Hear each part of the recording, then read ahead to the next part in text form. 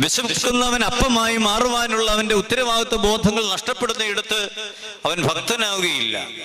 അവിടെയാണ് പരിമല തിരുമേനി ഒരേ സമയത്ത് ഒരു പ്രാർത്ഥനാ മനുഷ്യനും ഒരു കർമ്മയോഗിയുമായിട്ട് മാറുന്നത്.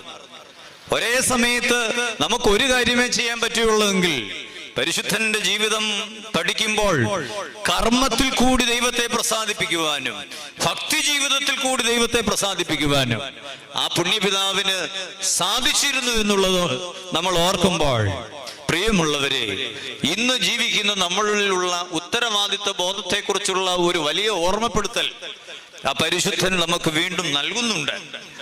ഭക്ഷണം വിതരണം ചെയ്യുന്നതിനെ കുറിച്ച് ഞാനിവിടെ ഓർമ്മിപ്പിച്ചുവല്ലോ.